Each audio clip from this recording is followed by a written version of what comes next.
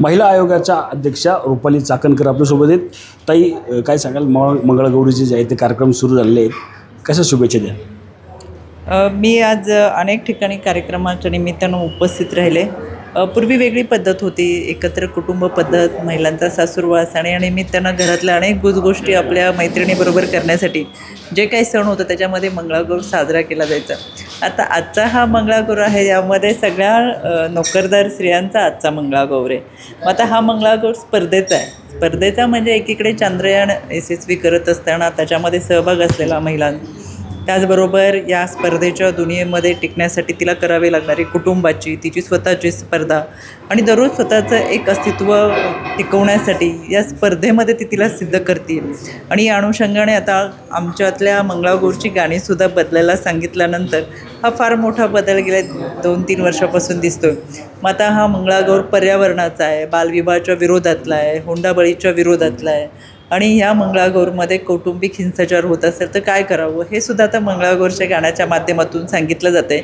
म्हणून मला असं वाटतं ना, मंगळागौरच्या माध्यमातून एक समाज प्रबोधन मोठ्या प्रमाणात केलं जाते आणि त्याच्यासाठी माझ्या त्यांना मनापासून शुभेच्छा आहेत.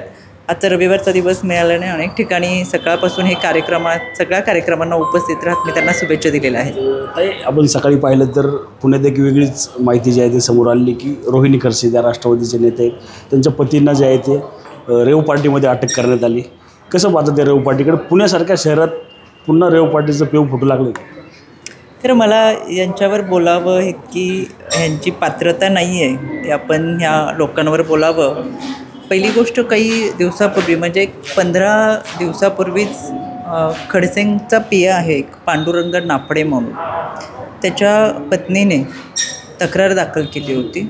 यामध्ये पांडुरंग नाफडे हे त्यांच्या पत्नीला मारहाण करणं, मुलीचा छळ करणं आणि 2 वर्षाची लहान मुलगी आहे, तिला घरातून हाकलून दिलेलं आहे. आणि अशा ह्याच्यामध्ये असताना या रोहिणी खडसेंनीच तिला सांगितलं, तू जर पोलीस स्टेशनला तक्रार केली तर मी तुझे बरेच वाईट हाल करेल.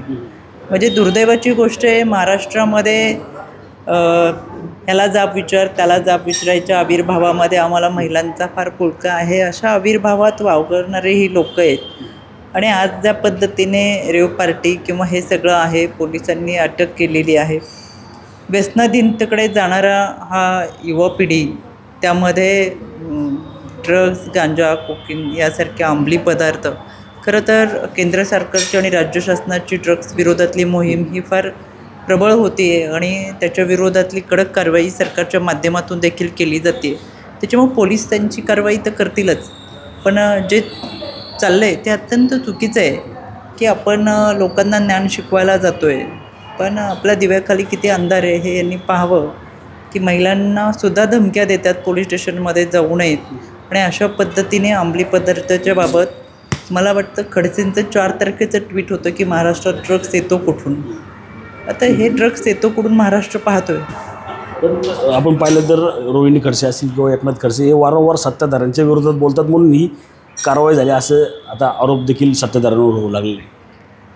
रोहिणी खडसेंचा नवरा हा बोळ्याने दूध पित नाही की त्यांना तिथं नेऊन हे सगळं केलेलं आहे. त्याच्यामुळं पोलीस तपास झालेला आहे, पोलिसांनी प्रेस पण घेतली, आपण पाहिली. आणि मला असं वाटतं की तुमचा राजकारणांपेक्षा पोलिसांवरती तरी किमान विश्वास असेल. पोलिसांनी प्रेस घेऊन काय झालं आहे, कसं घडलं आहे, अजून बऱ्याच गोष्टी समोर येतात, ते सांगतात आहेत. धन्यवाद. रणजित जाधव, TV9 मराठी, पिंपरी चिंचवड.